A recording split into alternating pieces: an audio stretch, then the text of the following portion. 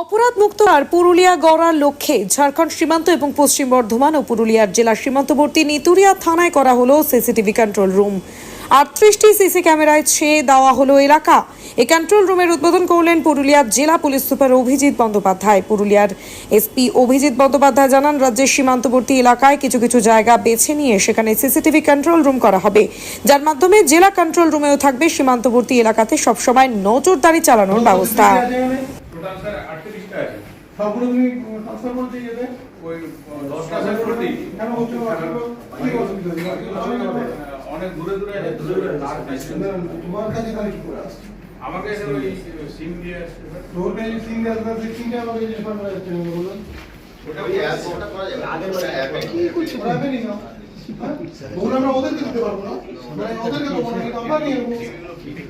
হ্যাঁ সাধারণ কিছু করবো ওই তো টিভিটা ফিট হয়ে যাবে একবার টানি দাও না এনবিআর সাথে দুটো এনবিআর এই যে ইয়ে করছে রেকগনাইজ করছে এনবিআর ওটা আসছে স্যার ওটা স্যার মুভমেন্টটা ইয়ে করছে এইটা আমাদের ডিসেম্বর ঘাটে আছে। না এটা অটোমেটিক সময় ওই আমাদের বুলেট ক্যামেরা অটোমেটিক দিছিল কোনো গাড়ি কিছু মুভমেন্ট হলে ওটা ইয়ে করবে মানুষ যায় মানুষ যে একবার গাড়ি যায় মুভমেন্ট হলে এটা স্যার কোন নাম্বার কোন ইয়ে আছে স্যার ওই ডিরেকশন আছে এইটা ইন্ডিয়া লেখা আছে ওই দুটো ইন্ডিয়া ডিজে করে সর্বনিম্ন আছে কি স্যার মনে আছে ওটা এনবিআর নেই এইটা ইন্ডিয়া থানার যে একটা মিটিং রুম প্লাস আয়োসদের রুম আর সিসিটিভি কন্ট্রোল রুমের উদ্বোধন করলাম। এই সিসিটিভি কন্ট্রোল রুমের মাধ্যমে আরও বেশি করে যে টেকনিক্যাল আমাদের সার্ভিলেন্স নিতুরিয়া থানা এরিয়ার যে টেকনিক্যাল সার্ভিলেন্স সেটা আরও বেশি করা হবে এবং এর ফির আমাদের ডিস্ট্রিক্ট কন্ট্রোল রুমও থাকবে, এখানেও এটা নজরদারি চালানো হবে, এখান থেকেও নজরদারি চালানো হবে, অ্যাজ ওয়েল এজ এর ফিডটা যেহেতু ডিস্ট্রিক্ট কন্ট্রোল রুমে যাচ্ছে সেটাও আমরা এই ক্যামেরাগুলোর ফিড ডিস্ট্রিক্ট কন্ট্রোল রুমে পাবো। তো আমার মনে হয় আরও বেশি এফেক্টিভ যে সার্ভিলেন্স সেটা হবে।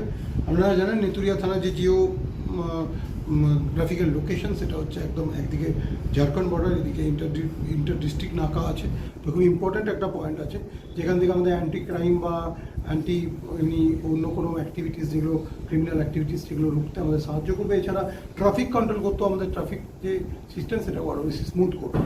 এছাড়া আয়োসদের জন্য একটা সুন্দর পরিবেশ থাকবে। আয়োস রুম যেটা হয়েছে সেটা যথেষ্ট ভালো হয়েছে, তো ভালো পরিবেশে ভালো অ্যাম্বিয়েন্সে তারা ইনভেস্টিগেট করতে পারবে। এই অ্যাম্বিয়েন্সটা আমরা যদি প্রোভাইড করতে পারি তাহলে তাদের ক্ষেত্রেও কাজের জায়গাটা যদি ভালো হয় তাহলে কাজ করার সুবিধাটা অনেক বেশি হয়ে যায়।